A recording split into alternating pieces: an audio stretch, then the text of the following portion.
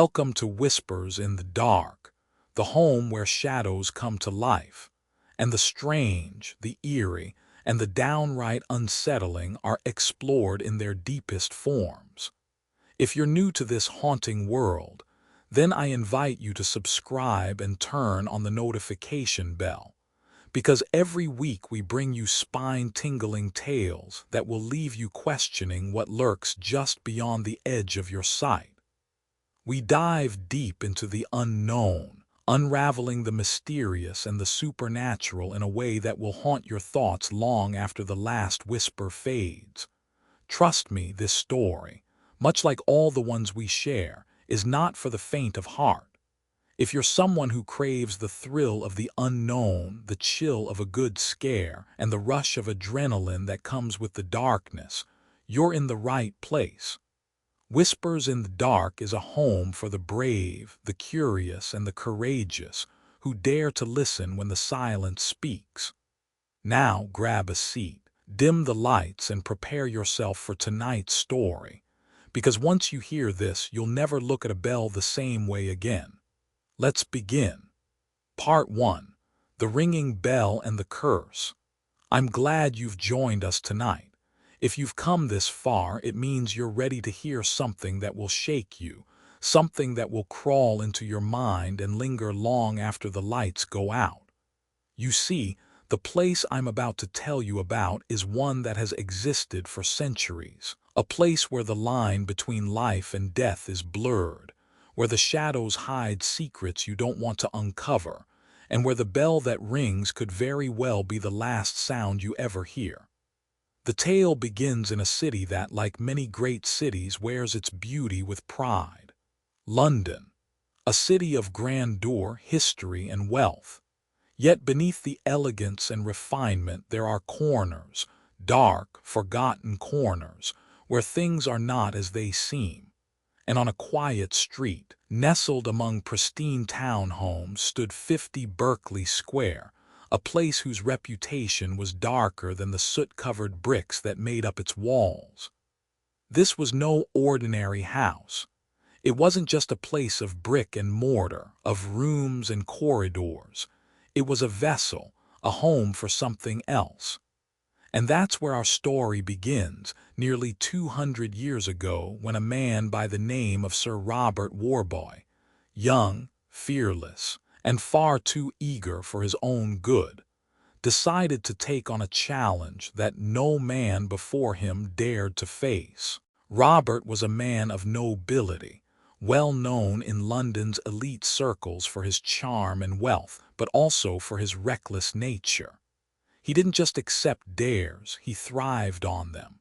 Whether it was a bet over a game of cards or a challenge to venture into the unknown, Robert would do it, no questions asked. It wasn't the money or the fame he craved. It was the thrill, the rush of knowing that others couldn't or wouldn't do what he was willing to. It was one evening, in the spring of 1840, that Robert found himself at the doorstep of 50 Berkeley Square, surrounded by 5 of his closest friends, all of whom were nervous. Some were eager to see Robert prove himself once again. Others, though, were secretly hoping he would back out. The house, whispered about for years, had a reputation of its own, a place where strange, horrific events occurred. But to Robert, it was just another story, a ghost story. It was all a game.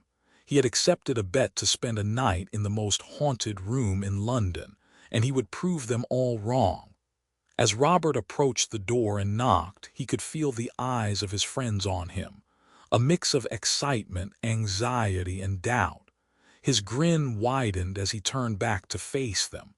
They didn't know it yet, but they were already in deeper than they could imagine. The door opened. A man, Charles Benson, the owner of the house, stepped outside. He was a middle-aged man, dressed immaculately but with a somber look that didn't quite match his polished exterior. Robert and Charles knew each other by reputation, but Charles didn't seem thrilled to see him. There was a nervous hesitation in his voice when he spoke. "Are you sure you want to do this, Robert?" Charles asked, his eyes flickering briefly to the pistol Robert wore at his side. Robert's response was simple, dismissive even, I'm sure. They entered the house. The grand foyer was filled with towering shelves, plush furniture, and fine art that whispered of old money, but there was an oppressive feeling in the air. The air didn't feel light. It felt heavy, thick with something unspeakable. It wasn't just the decor, it was the house itself. It had a feeling of age, of things best left untouched. Charles led them through the house, a house that was both grand and unsettling. The narrow corridors seemed to stretch far longer than they should have, and the silence was deafening, as if the walls were waiting for something to happen. When they reached the second floor, Robert noticed the distinct change in Charles's demeanor. The man who had seemed so poised downstairs now looked like a man with a deep secret he was reluctant to share. He hesitated at the door of the room Robert was about to enter. It was just a room, right? Just a simple bedroom. But something about the way Charles looked at it told Robert there was much more hidden behind that door. Charles pulled out an old iron key and placed it on the table in front of Robert. I've only used this key 2 or 3 times in all my years here, he said quietly, and each time something strange happened. I've never left the key in anyone else's hands for fear of what might happen. But Robert wasn't scared. The more his friends hesitated, the more Robert's resolve grew. He reached for the key without a moment's hesitation, showing his friends that he wasn't backing down. They ascended the stairs, the creaking of the steps reverberating through the house, adding an eerie undertone to the tension already building. When they reached the door, Charles stood at the back, his face pale, eyes filled with regret, as if he knew exactly what was coming. Robert didn't share his hesitation. He inserted the key into the lock, and the sound of the door opening echoed through the house. It wasn't just a simple noise. It was a warning, a prelude to something far worse. The door opened, revealing what appeared to be a simple bedroom, furniture worn with age but well-maintained. A 4-poster bed stood at the center, with a bell pull dangling above it. It was nothing more than an ordinary room. But Robert didn't know then that this was not just a room. It was the doorway to the deepest nightmare of his life. The bell pull above the bed was not just a curiosity. It was a warning, a symbol. In a house like this, in a room like this, nothing was ordinary. The bell would ring, and when it did, Robert would wish he had never accepted the bet. Before he could step inside, Charles grabbed his wrist. His voice was a whisper, laden with something Robert couldn't place. "This is your last chance," Charles urged. "Do you really want to do this?" But Robert, with his trademark grin, just laughed. "I'll be fine. I'll see you all tomorrow." With that, he shut the door behind him, locking it securely. And just like that, his fate was sealed. Outside the door, Charles and Robert's friends stood in anxious silence. The air felt thick, suffocating. They listened intently for any sound, any sign of Robert. But for a long time there was only silence. Then, at some point in the night, the bell above Robert's bed rang. It rang out, clear and chilling. The sound of it seemed to hang in the air, vibrating through the walls, reverberating in their ears. But it didn't stop there. The bell didn't just ring once. It rang again and again, louder this time. Each ring was like a hammer to their senses, sending a cold shiver down their spines. Something was wrong. And then the screams began, screams that tore through the air, breaking the silence of the house like 1,000 shattering glass panes. The sound was unlike anything they had ever heard. The kind of scream that made their blood run cold. The kind of scream that made them wish they were anywhere else. But they couldn't leave. They couldn't turn away. They were trapped. They rushed to the door, frantic, pounding, trying to open it. but Robert had the only key, and he wasn't responding. Eventually, they kicked the door down, and what they found inside was far worse than any of them could have imagined. Robert lay in the bed, his body contorted, stiff as a board. His face was locked in a horrific grimace, eyes wide open and bloodshot, his lips pulled back, exposing his teeth in a twisted, unnatural grin. The bell pull above the bed had been yanked from the ceiling. The pistol Robert had carried lay discarded on the floor next to the bed, and on the far side of the room a bullet hole marred the wall. It was then that Charles realized Robert hadn't just died. He had been scared to death. Whatever was in that room, whatever had been waiting for him, had claimed him, and there was nothing they could do to stop it. Later, the coroner's report would state that Robert died of massive heart failure caused by unknown circumstances. But to Charles and Robert's friends, it was clear. The nameless thing that haunted that room had claimed another victim. The house at 50 Berkeley Square would go on to claim more lives, more souls, leaving behind whispers of its horrors for generations to come. But that night, when Robert entered that room, he didn't just lose a bet. He lost his life, and the world would never be the same. And as for the bell that rang, it wasn't just a warning. It was a death sentence. It said that if you hear that bell, you're already dead, because once the bell rings, there is no turning back. So, my friends, as you listen to this story, I ask you, what would you do if you stood before that door? Would you turn back, or would you step inside, thinking you could outwit the darkness? Once the bell rings, there's no going back. Part 2. Entering the mansion. I must warn you, this part of the story isn't for the faint of heart. You may want to reconsider reading any further if you're easily unnerved because, as we continue, the horrors that transpired within the walls of that house begin to take shape in ways even I find unsettling. After the horrifying events that transpired within the room at 50 Berkeley Square, Robert's friends couldn't escape the creeping dread that followed them, nor the ghost of guilt that lingered in the air. They had witnessed something no human being should ever see, and none of them, not even Charles, ever spoke of that night without their voice trembling. What they found in that room was more than just death. It was the manifestation of an ancient evil that had waited too long for its next victim. When Charles and the others fled the house after the ordeal, they made a vow, one they couldn't keep.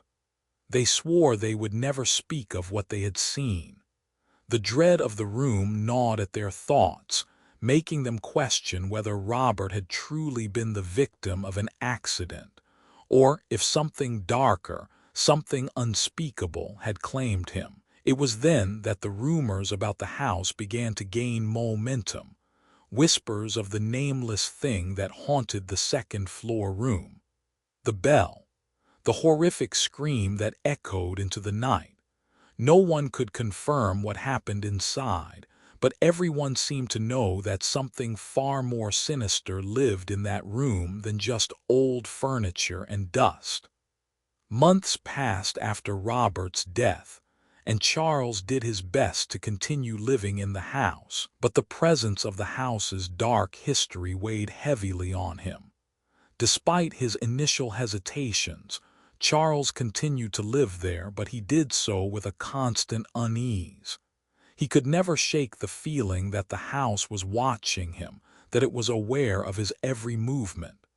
It was as if the very walls of 50 Berkeley Square were breathing, alive in their own twisted way. And yet, despite the paranoia, Charles never abandoned the house.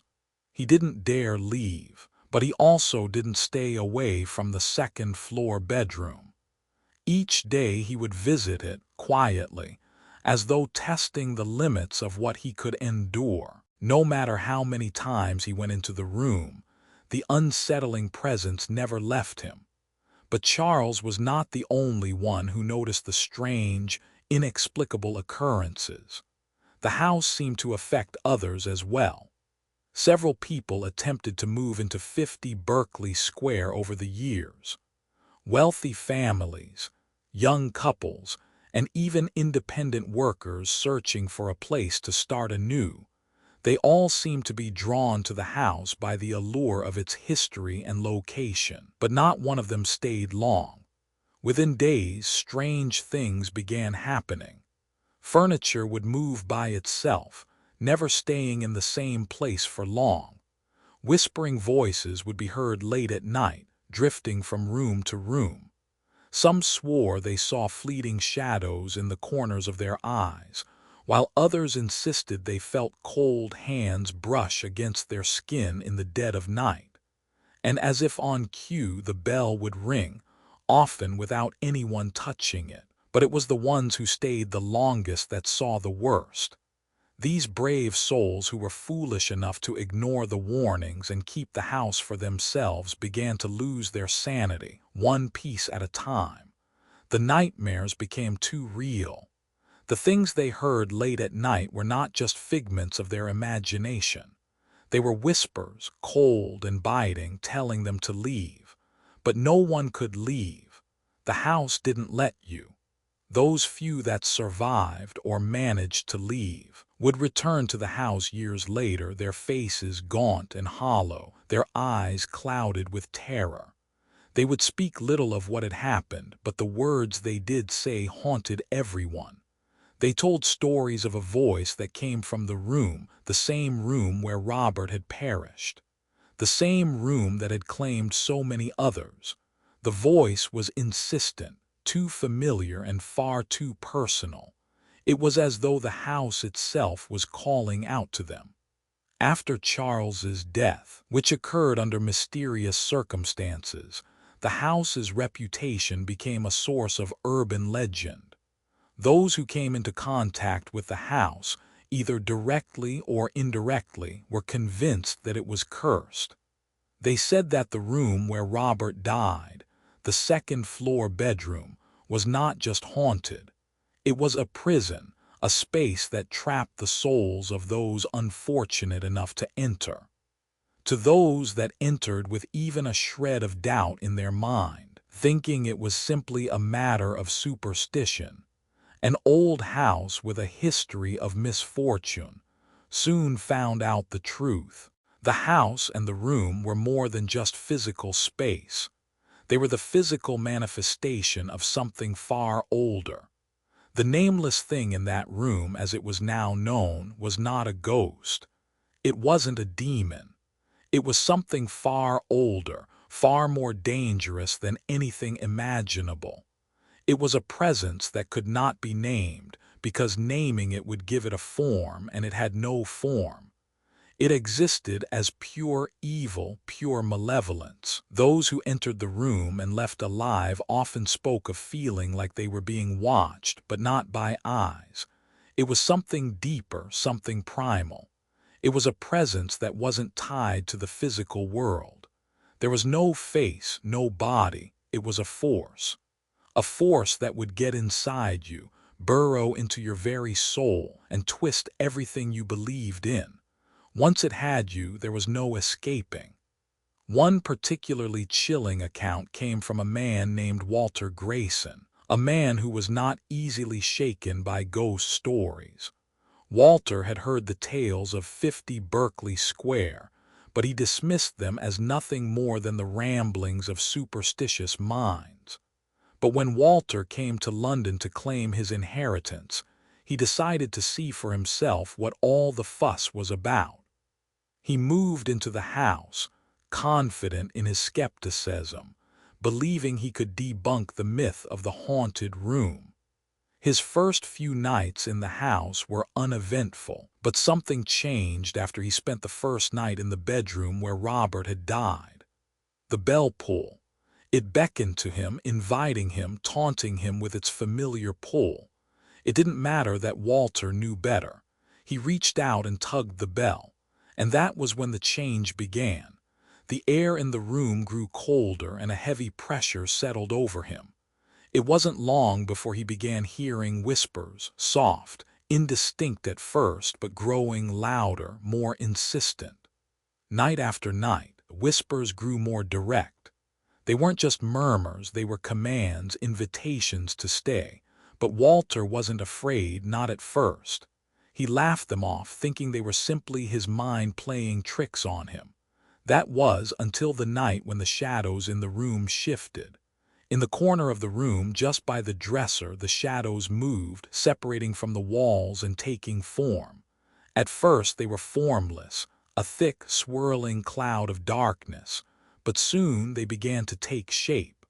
Long, twisted limbs, spindly fingers that reached toward him. And there, in the center of it all, was the bell pull once again. It wasn't attached to the ceiling anymore. It dangled in midair as if suspended by an invisible force.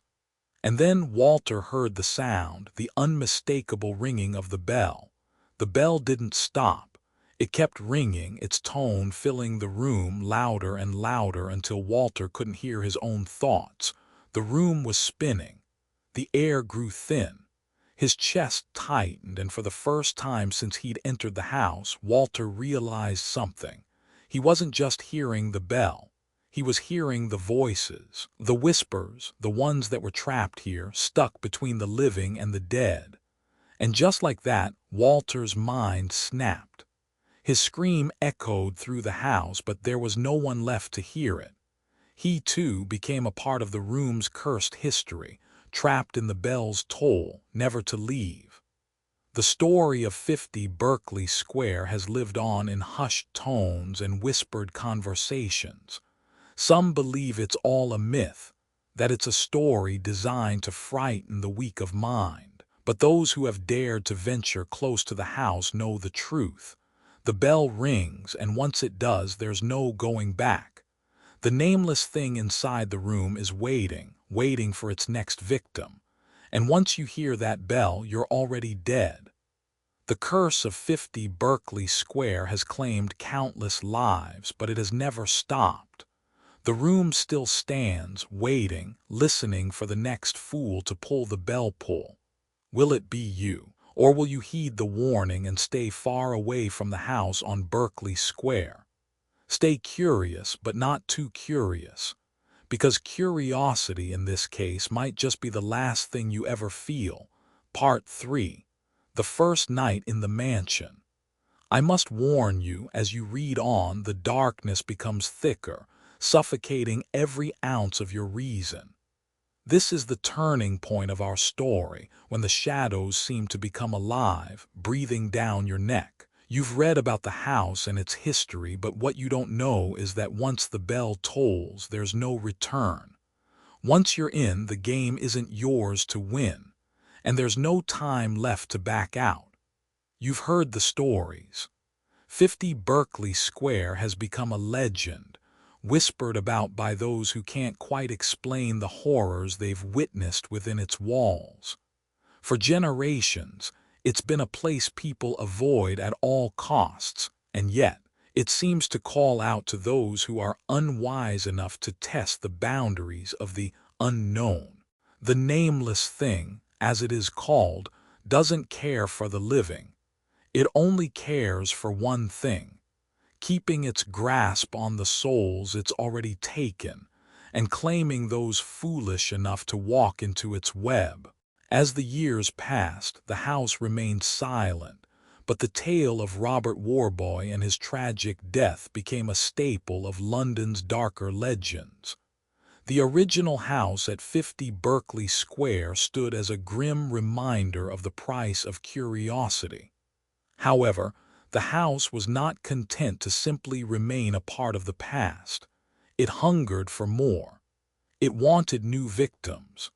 It had learned to wait, silently watching for the next person to cross its path. One such soul was a young man named Ethan Wells, an ambitious journalist from the United States, who was drawn to London by nothing more than his thirst for adventure.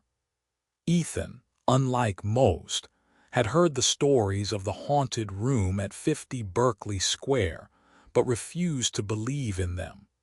Skeptical and relentless in his pursuit of truth, he decided to track down the house, determined to uncover the truth behind its dark reputation. He had no intention of letting a haunted house stand in the way of his career. Arriving at 50 Berkeley Square, Ethan was immediately struck by the eerie atmosphere. The neighborhood itself, though once a prestigious and fashionable area, now felt lifeless. The once great home seemed hollow, like relics from a past that had long since been forgotten.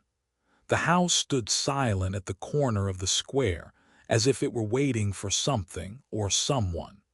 The grand brick facade, now cracked and covered with ivy, seemed to leer at him. Despite the oppressive silence, Ethan didn't feel the sense of dread that the locals described. He didn't believe in ghosts or curses. This was simply another story, one he could document, debunk, and expose for what it truly was, a product of superstition.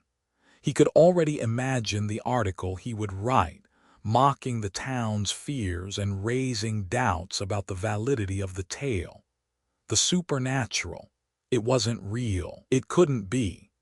As he stood at the doorstep of the house, a cold breeze swept over him, carrying with it the faintest of sounds. It wasn't a bell, but it felt like it was ringing somewhere in the distance, a soft, almost imperceptible sound that seemed to float in the air. The hairs on the back of Ethan's neck stood up as he hesitated for a moment, wondering if he should even step inside. But this was his chance, his big break. He couldn't walk away now. With a mixture of excitement and trepidation, he knocked on the door. A woman named Evelyn answered.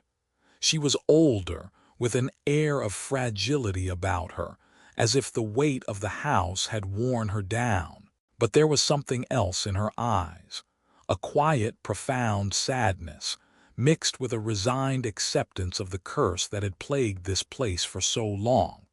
She led him into the dim, cold foyer, the floorboards creaking underfoot.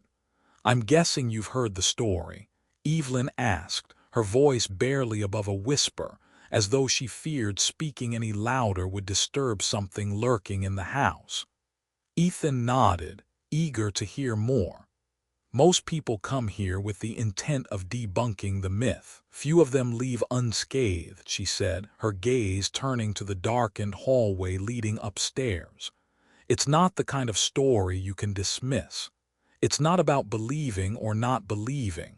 What happens inside that room is something you must experience yourself." "I'm not afraid of ghosts," Ethan replied, trying to sound confident, though deep down, a small part of him felt the weight of her words. She smiled faintly, as if she knew something he didn't. "It's not ghosts, Mr. Wells, it's something far worse, something that was here long before any of us." At this, Ethan's curiosity deepened. He followed Evelyn up the stairs and along the narrow hallway where the air grew colder with every step. He could feel the pulse of something in the house, something ancient, but he brushed it off. It was simply the effect of an old building, a place that had stood for hundreds of years, with all the creaks and groans of time's toll. When they reached the second-floor landing, Evelyn hesitated at the door. "This is it," she said softly, "the room where it happened." Ethan stood at the door, staring at the brass handle. The bell pull hung by the bed, silent, almost mocking in its stillness. It looked like any other room from the outside, well furnished, though a bit dusty, as if it hadn't been lived in for a while. But there was something off about it, something subtle but unnerving. Without waiting for Evelyn's permission, Ethan stepped inside. As he did, a chill ran down his spine. The room seemed to close in around him, and the air grew thick, almost suffocating. He tried to keep his composure, telling himself that it was all in his head, but the longer he stood there, the harder it became to shake the feeling that someone was watching him. Evelyn stood in the doorway, her eyes distant, as though she were remembering something she wished she could forget. "You must leave before it's too late," she said, her voice trembling now. "Once you hear the bell, it's already too late." Before he could respond, the faintest sound broke the silence, the ringing of the bell. It was barely audible at first, but it grew louder, sharper, filling the room with a sense of impending doom. Ethan's heart raced, and he felt a cold sweat break out on his skin. "Do you hear it?" Evelyn whispered. "Do you hear the bell? It's already begun. You've been marked." Ethan turned to look at her, his mind racing. But before he could speak, he felt a presence behind him. Slowly, he turned to face the room where shadows shifted, taking form. The very air seemed to warp, as if the room itself was coming alive, bending and twisting around him. And then he saw it. The nameless thing, a figure too twisted to comprehend, a mass of shifting shadows that seemed to merge and unmerge in the blink of an eye. It was not human. It was not a ghost. It was a force, a presence, a thing that had waited long enough to take its next victim. Ethan screamed, but it was swallowed by the thing's silence. There was no escape, no more reason to be found. The last thing he remembered was the soft, ringing sound of the bell, and then everything went dark. Evelyn stood at the door, staring at the room, her heart heavy. She had seen this before. It would take Ethan, just like it had taken so many others, and it would never stop, not until it had claimed them all. Ethan Wells, the journalist who thought he could uncover the truth, was gone, just another name on a list too long to count. And 50 Berkeley Square would wait silently for the next curious soul to ring its bell. The thing inside the room would always be there, waiting for those who couldn't resist the call. And once you rang the bell, you were already dead. Part 4. The haunting begins. Ethan's death at 50 Berkeley Square was just the beginning. The house had a strange way of working itself into people's lives, burrowing into their souls long before they even realized it. And for those who crossed its threshold, those like Ethan who believed they could outsmart or expose the legend, it never ended well. As the years passed, the house continued to claim its victims, its walls echoing with the voices of those who had fallen before. But with each new death, the story spread, becoming a part of London's dark history, a place of horror that people would whisper about but never dare to touch. In the wake of Ethan's disappearance, his friends and colleagues were left in shock. His articles had always been about unraveling the truth, challenging the myths that kept people awake at night. But none of them could understand how he had gone from being so sure of his convictions to becoming part of the very myth he had mocked. It wasn't just his life that had been consumed. It was his very essence. Something about the bell, the darkness of that room, had taken hold of him in a way no one could explain.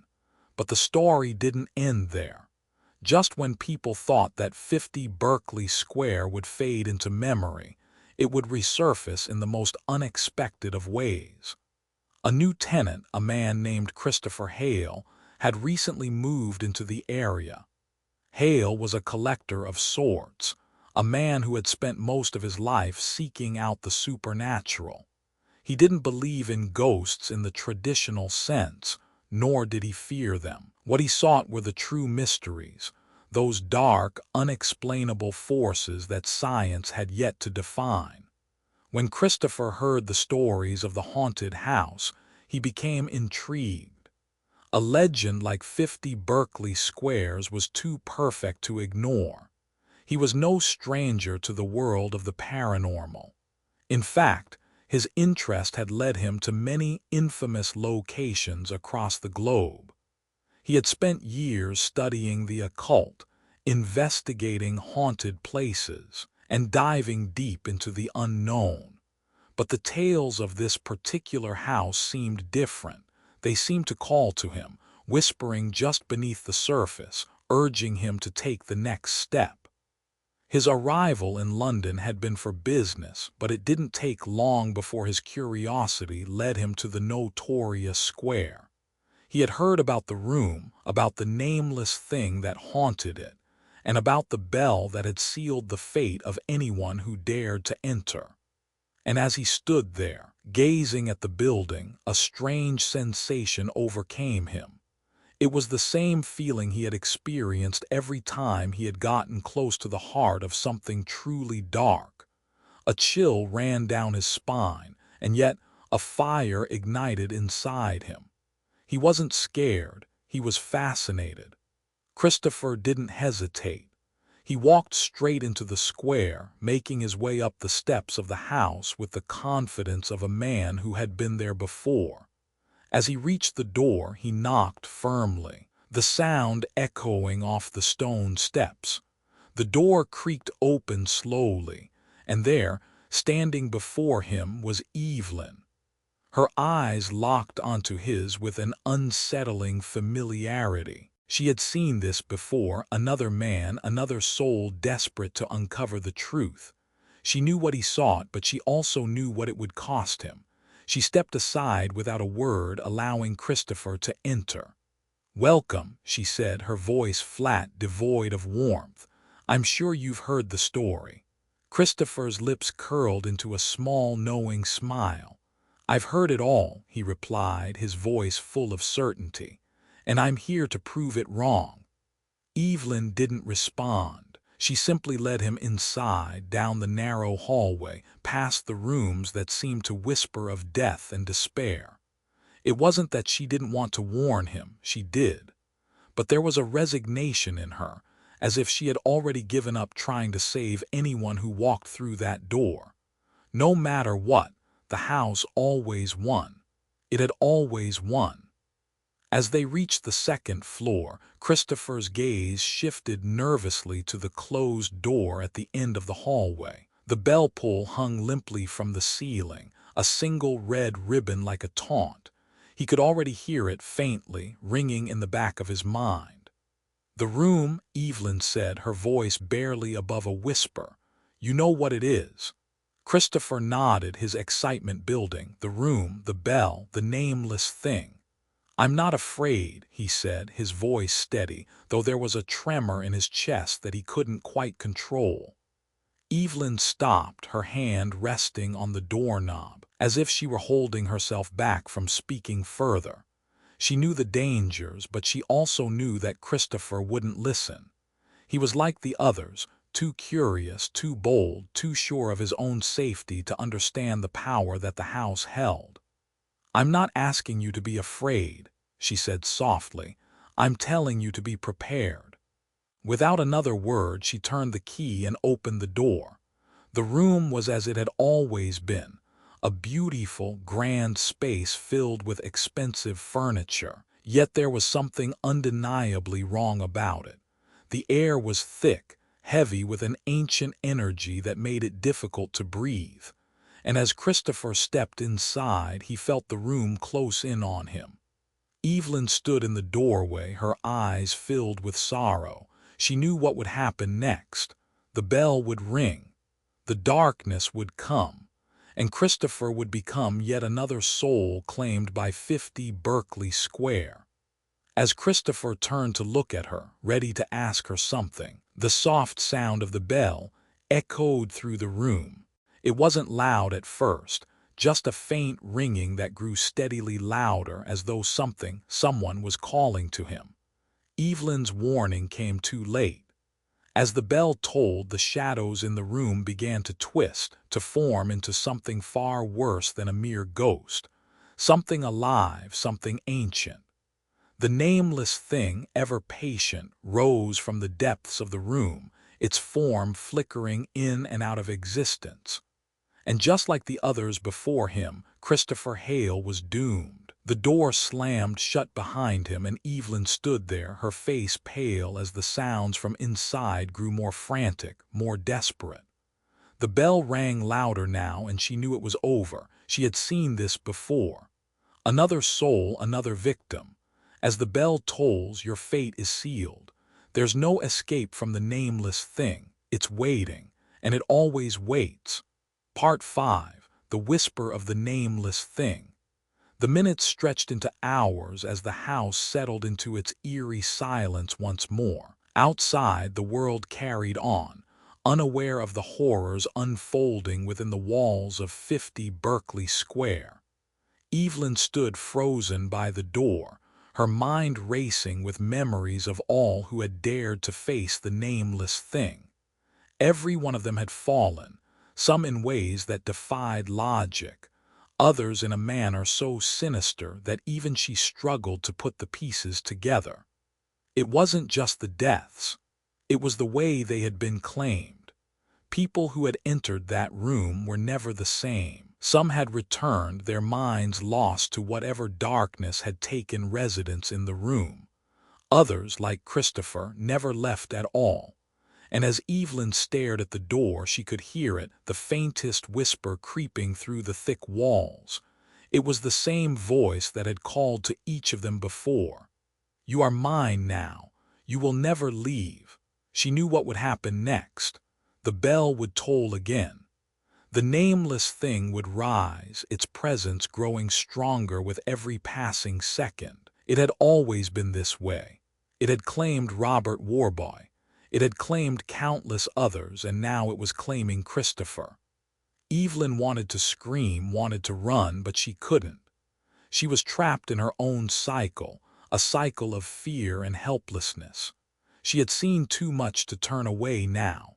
It had taken years for her to come to terms with what lived inside that room. For so long, she had tried to warn people, tried to make them understand that there was no escaping it. But they never listened. Christopher, like the others before him, was too eager to face the darkness, too confident in his ability to outwit it. As the bell tolled once more, the temperature in the hallway plummeted. Evelyn felt the cold seep into her bones, a chill that went deeper than skin.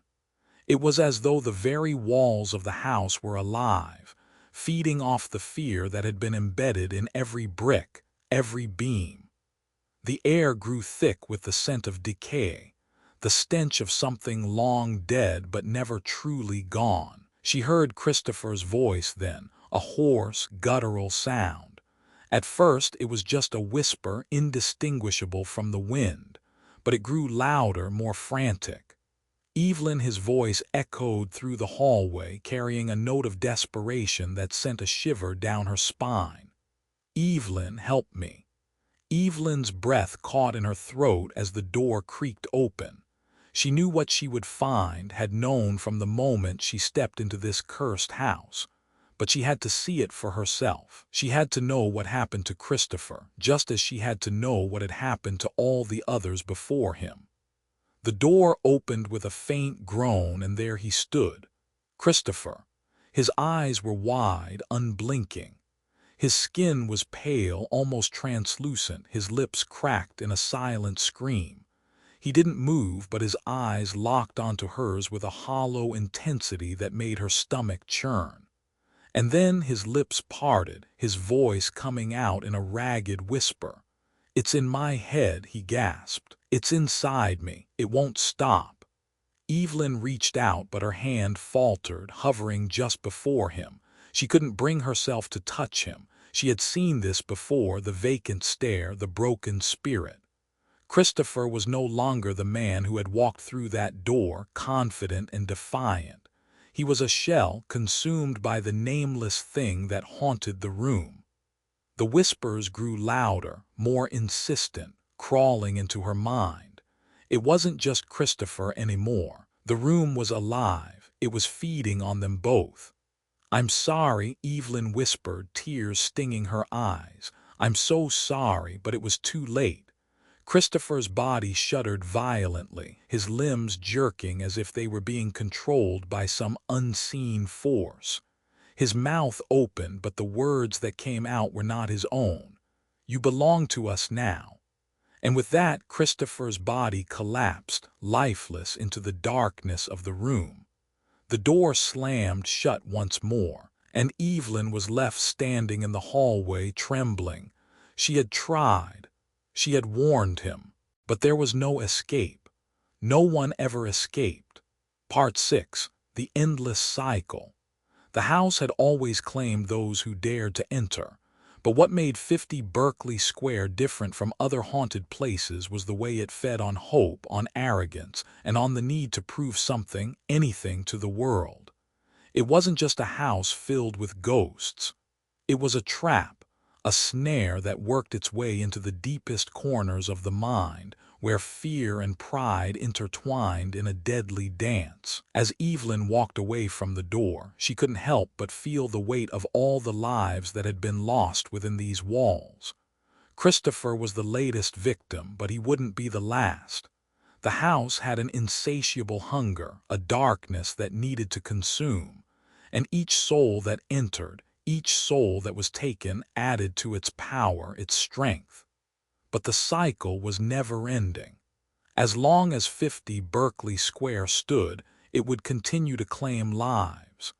The nameless thing would always be there, waiting for the next victim, the next fool who thought they could outsmart the darkness.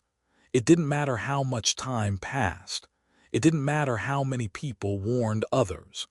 The house had a life of its own, and it would continue to grow stronger with each new soul it devoured. Evelyn had spent years in this place, watching as it swallowed everyone who came near. She had once been like them, confident, unafraid, sure that nothing could touch her.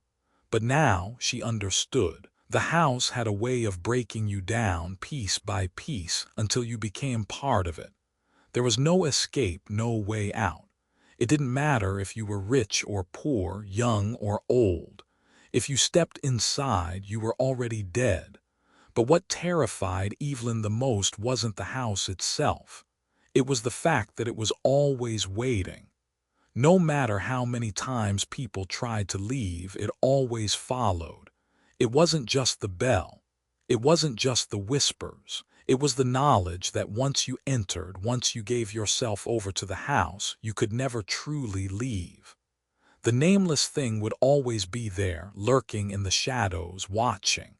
And when the bell rang again, when the darkness closed in, you would know that it was only a matter of time before the house came for you. Always patient, always hungry. As Evelyn turned and walked back toward the door, she knew there was no turning back. She couldn't leave. No one could. She reached for the bell pull, and as her fingers brushed the red ribbon, the bell tolled once more.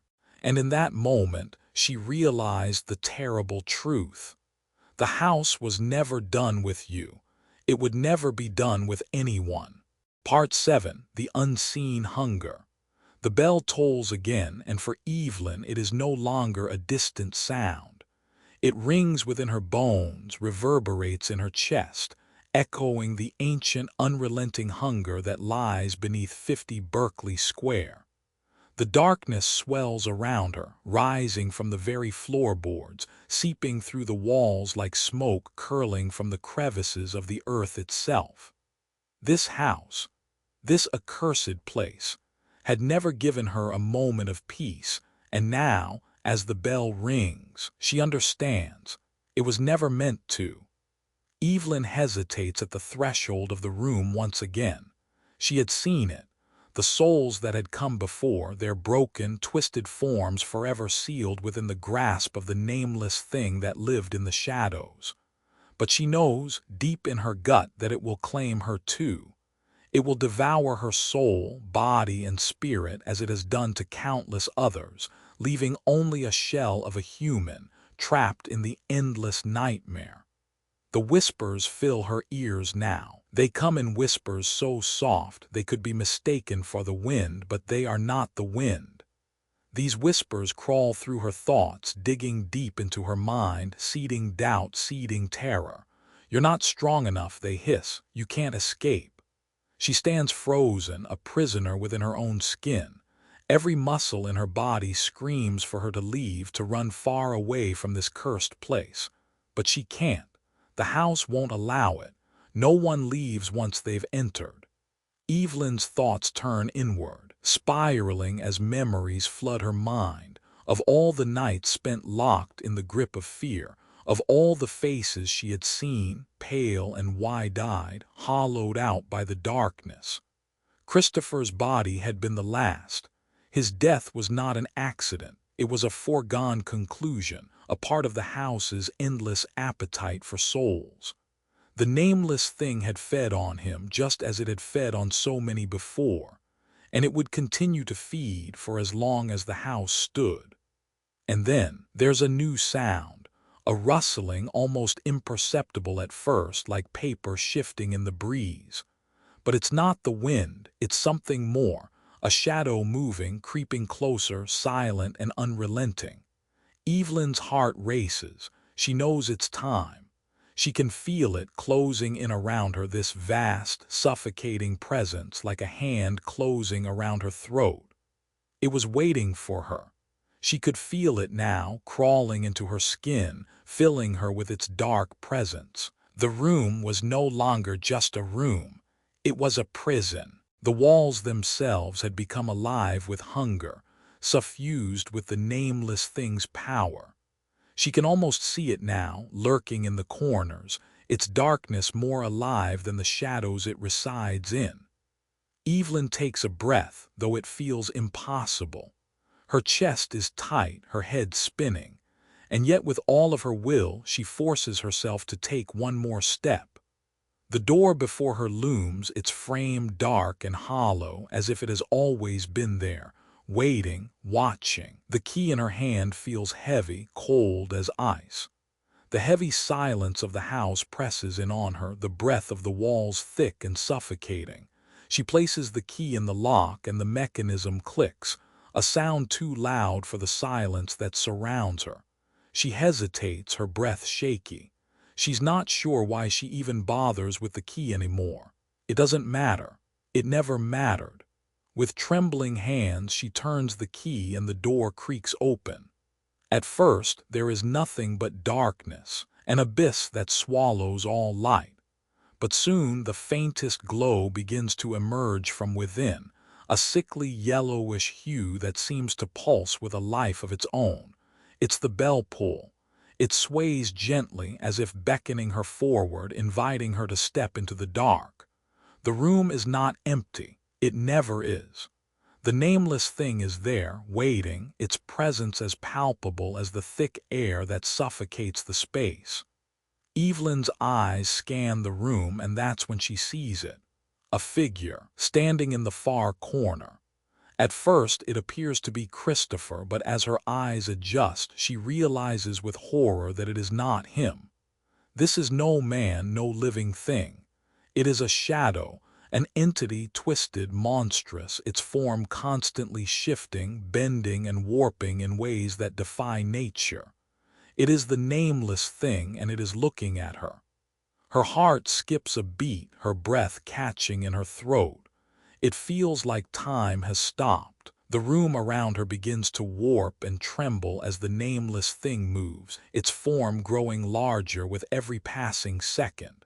Its eyes, if you could call them eyes, gleam with an unnatural light.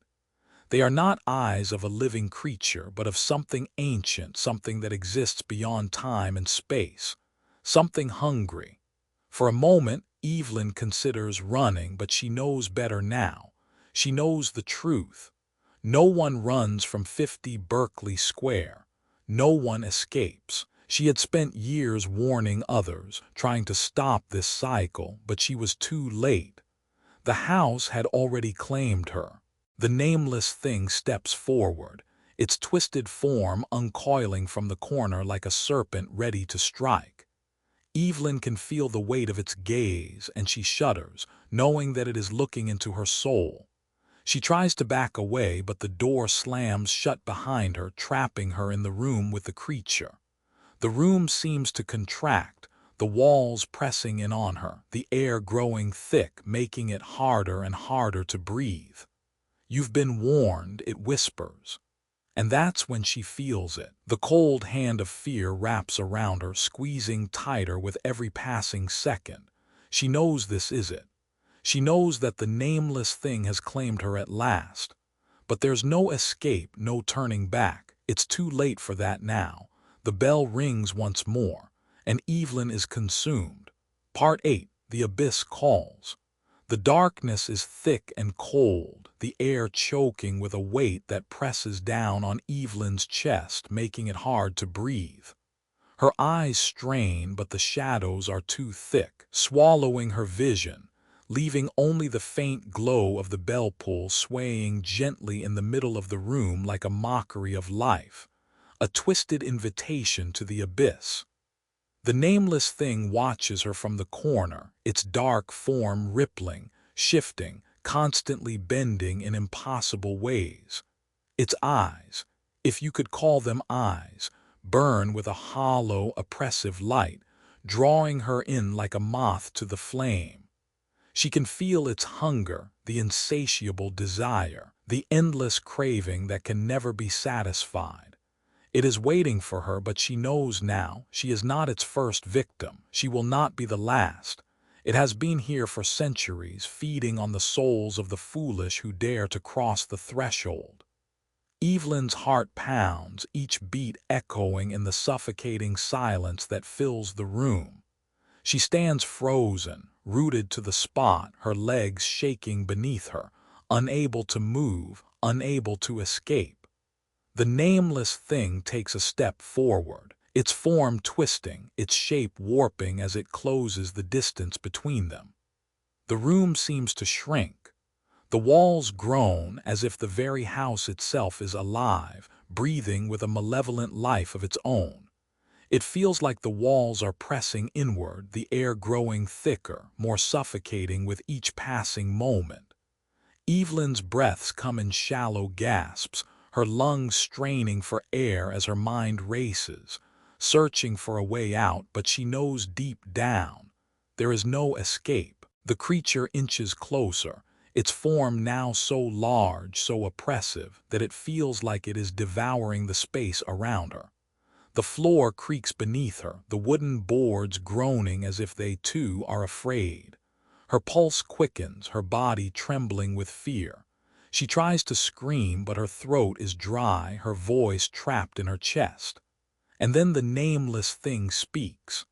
Its voice is not a sound, but a sensation. It doesn't come from its mouth, but from every direction, crawling into her mind like a whisper she cannot escape. You should have never come back. The words are like daggers, slicing through her thoughts, digging deep into her soul.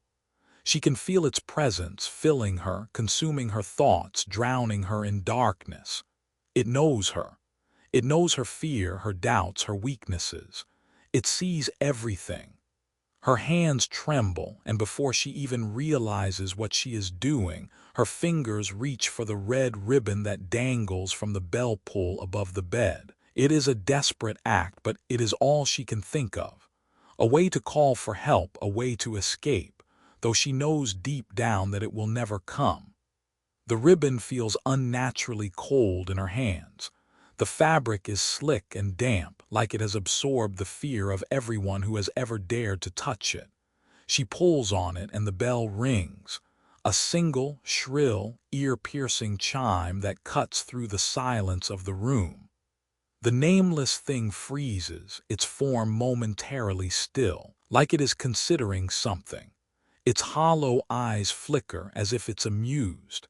Then, with terrifying speed, it lunges forward, its body a blur of darkness and twisted limbs. Evelyn barely has time to react as it descends upon her, its fingers reaching for her, its claws scraping the air, inching closer to her skin. "You rang the bell," it whispers, its voice now a low growl, vibrating the very walls around her. "But you should have known better. The bell is the final call. There is no salvation. There is no escape." Evelyn's heart stops. The weight of its words crushes her chest, the realization dawning upon her. The bell is not a signal of help. It is a signal of her doom. It was never meant to save her. It was the final, irreversible step into the abyss. Her mind reels as she feels herself being pulled forward, her body dragged toward the nameless thing. She struggles, her limbs heavy, uncooperative, as if the house itself has taken hold of her, unwilling to let her go. The air around her grows colder still, the walls closing in as if the very room is coming alive, reacting to the creature's presence. The temperature drops to unbearable levels, her breath now visible in the thick, icy fog that clings to the air. The nameless thing wraps its cold, bony hands around her arms, its grip like iron. The weight of its touch burns through her skin, not with fire, but with a cold so intense that it feels like it is freezing her from the inside out. Evelyn can feel it crawling under her skin, the chill seeping into her very soul. She tries to scream again, but the sound is strangled, choked off by the overwhelming presence of the creature. It towers over her now, its grotesque shape blocking out the dim light that filters through the room, casting long, twisted shadows on the walls. "You have been marked," it whispers in her ear, its breath like ice against her skin. "There is no way out. No one leaves 50 Berkeley Square. Not alive. Not ever again."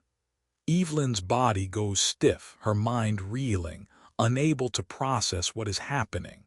She feels herself being pulled down, down into the darkness, into the cold, the vast emptiness that seems to stretch on forever. The walls of the room disappear, replaced by an endless void. She is no longer in a room, no longer even in the house.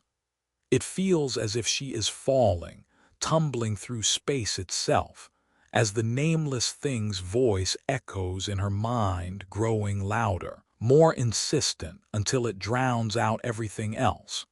She feels herself slipping away from reality, her consciousness fading, slipping into the abyss, consumed by the very thing she had been warned about. And then, just as the darkness reaches its peak, just as Evelyn thinks she has been swallowed whole by the nameless thing, a faint light appears. It flickers weakly at first, then grows brighter. Evelyn can feel it calling to her, drawing her toward it. With the last shred of strength she has left, Evelyn reaches for the light, hoping against hope that it might be a way out. Her hand stretches toward it, her fingers trembling as she nears it, her body still weighed down by the nameless thing's oppressive grip. But just as she touches the light, a sudden force pulls her back and the darkness consumes her once again. "You will never escape," the nameless thing hisses, its voice full of triumph. "This is your fate now. This is where you belong." And with that, Evelyn disappears into the void, her scream swallowed by the darkness that will claim her forever. The bell rings once more, and the house stands still, waiting for the next soul to arrive. Final reflection and conclusion. Evelyn's story is one drenched in fear, mystery, and the harsh reality that some places are meant to be left undisturbed. When she first walked through the front door of the eerie house, her curiosity and the challenge of solving its mysteries fueled her bravery. But in the end, it was her encounter with the nameless entity that serves as a grim reminder of the dangers lurking in places that should never be explored. The sequence of events leading to her untimely end was a culmination of past decisions, one after another, each seemingly innocuous until it led her to that final, horrific moment. Her desperation, her pull toward the mysterious, and the very human desire to challenge the unknown ultimately cost her everything. The house at 50 Berkeley Square is not just a haunted building. It is a representation of a deeper human truth. Our curiosity, when unchecked by caution, can lead us down paths from which there is no return. Evelyn's descent into the grip of the nameless thing was not merely physical but deeply psychological. Each pull of the bell's ribbon, Each step deeper into the unknown reflected a choice that pushed her further toward her fate. In the end, she was not just a victim of an evil spirit, but of her own decisions. The very choices that led her into that room, that sealed her doom. In a way, Evelyn's journey is not just a supernatural horror story. It is a cautionary tale about the dangers of pushing past the boundaries of what is meant to be left untouched. Her tragic fate is a mirror, reflecting how many of us are tempted by what we don't fully understand, driven by the allure of discovering what lies beyond the veil. We often look for answers in the dark corners of our lives, thinking we can control or conquer whatever lurks there. But in this story, as in life, some things are meant to remain mysterious, and some paths are better left unexplored.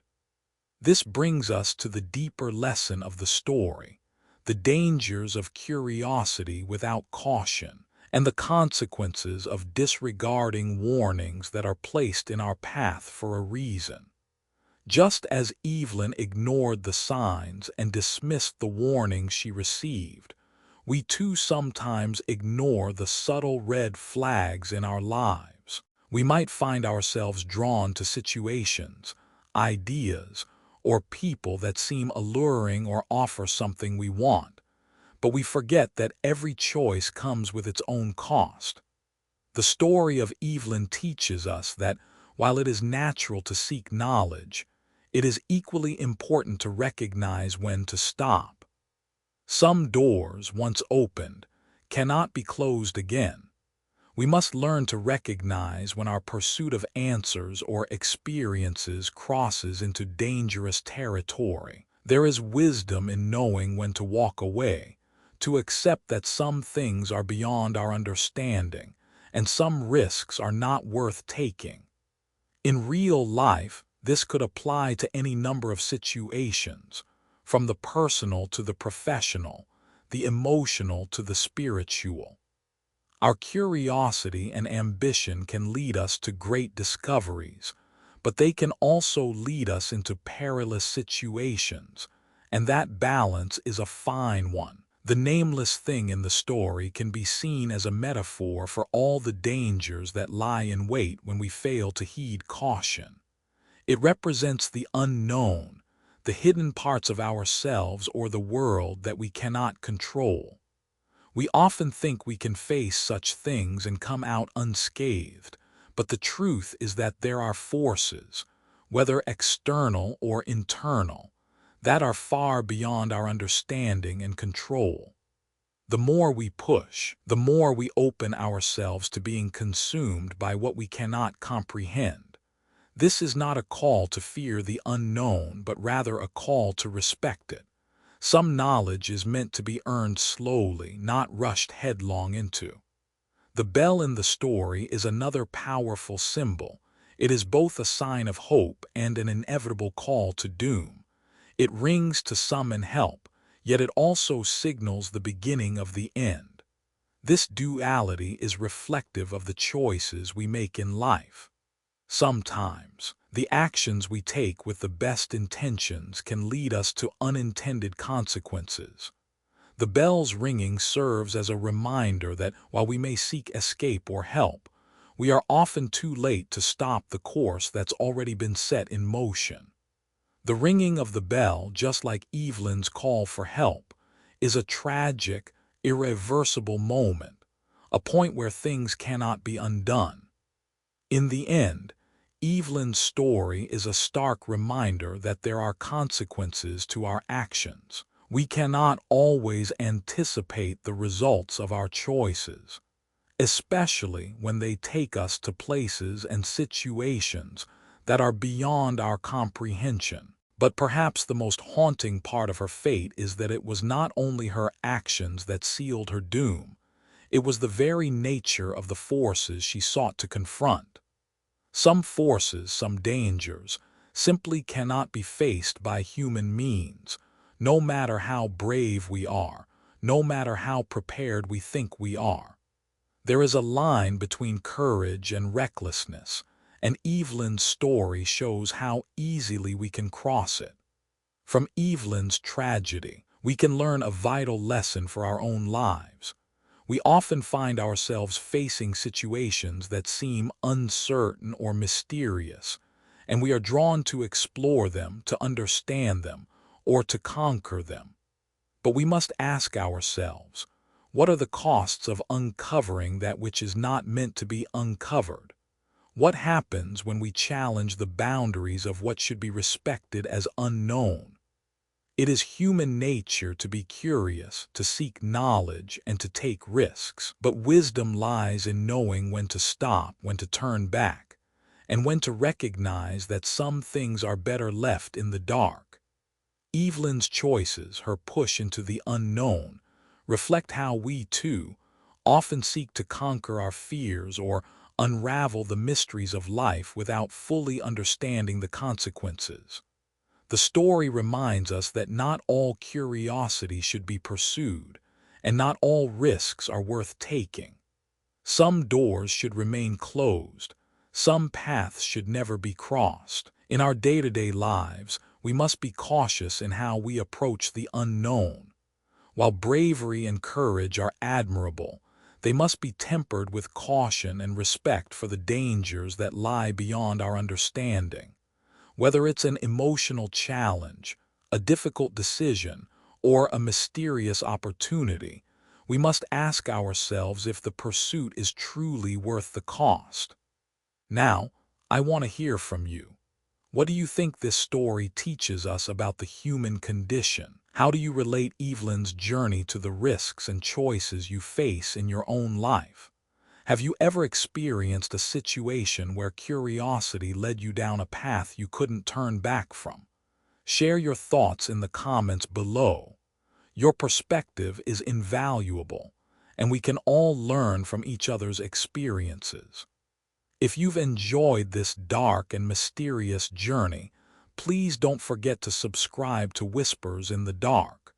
Your support helps keep the shadows alive, and with your help, we can continue to explore these chilling, captivating stories together. Thank you for being part of this journey, and remember, sometimes the scariest things are the ones that are left unsaid.